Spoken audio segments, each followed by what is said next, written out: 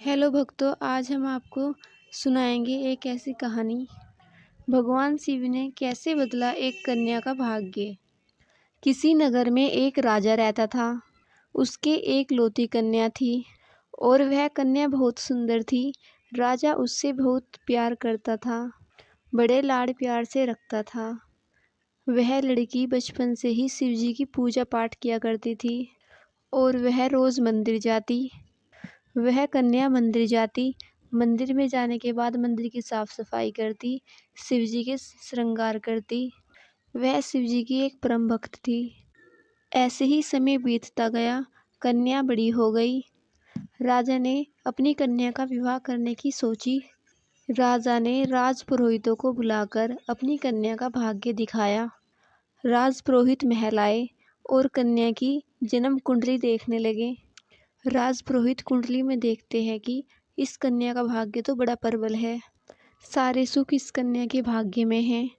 राजपुरोहित को उस कन्या की कुंडली देखकर लालच आ गया और वह मन ही मन सोचता है, क्यों ना इस कन्या से मेरा विवाह हो जाए तो मैं धनवान हो जाऊंगा और साथ ही इतनी सुंदर कन्या मेरी पत्नी बन जाएगी। तब राजा पूछता है, राजपुरोहित जी क्या देख रहे हो इतनी देर से?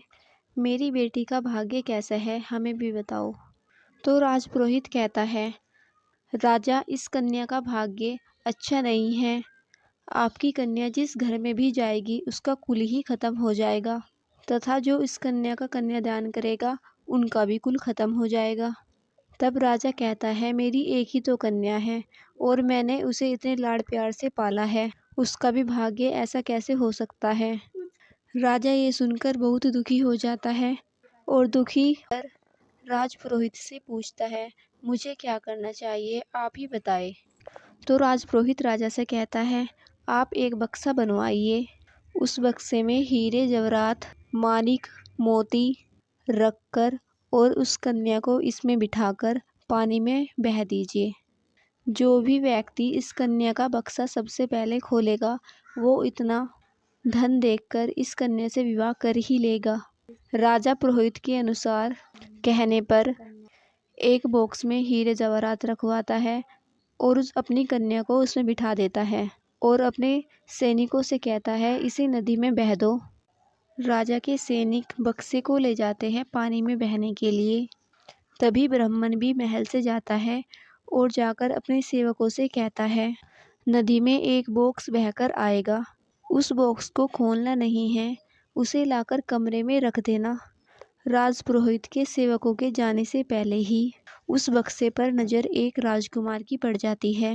राजकुमार कहता है, नदी में कितना सुंदर बक्सा बह रहा है, इसे बाहर निकालो।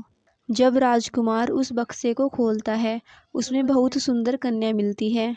वह राजकुमार कन्या को देखकर कन्या पर मोहित हो जाता है, क्योंकि कन्या बहुत अधिक सुंदर थी।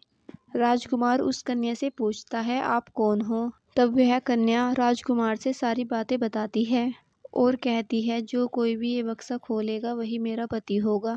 तब राजकुमारी पूछती है, आपने ये बक्सा खोला है, क्या आप मुझसे शादी करोगे? तो राजकुमार कन्या से विवाह कर लेता है।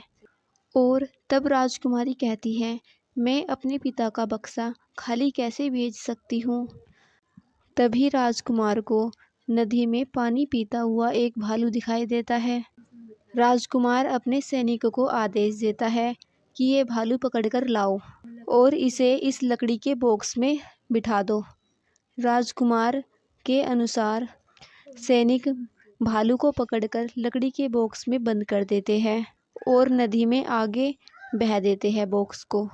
तभी वह बक्सा आगे जाकर राजपुरोहितों के सेवक को मिलता है। तब सेवक उस लकड़ी के बक्से को निकालकर राजपुरोहित के समीप ले जाते हैं। तब राजपुरोहित कहता है, इसे कमरे में रखवा दो और जब मैं कमरे के अंदर जाऊं तो कमरे को खोलना नहीं, चाहे मैं कितना भी चिल्लाऊं, अंदर से चाहे कितनी भी आवाज़ें आए, बाहर से दरवाज़ा नहीं खोलना है। तब राजपुरोहित अंदर जाता है। अंदर जाते ही वह बक्सा खोलता है। राजपुरोहित के बक्सा खोलते ही भालू उस पर टूट पड़ता है। राजपुरोहित चिल्लाता है, चीखता है, दरवाज़ा खोलो, दरवाज़ा खोलो। तब सेवक सोचते हैं, गुरुजी ने मना किया है। अंदर से चाहे कितनी भी आवाजें आए, तुम्हें दरवाज़ा नहीं खोलना है। और वह भालू राजपुरोहित को मारकर खा जाता है। तब वह राजकुमारी अपने पति के साथ अपने पिता से मिलने के लिए आती है। तभी वहाँ शिवजी एक साधु महाराज का भेष भरकर आते हैं और राजा को उसकी बेटी का असली भाग्य बताते हैं। तब राजा अपनी करनी पर पछताता है और अपनी बेटी से क्षमा याचना करता है और खुशी खुशी अपनी कन्या को उस राजकुमार के साथ विदा कर देता है।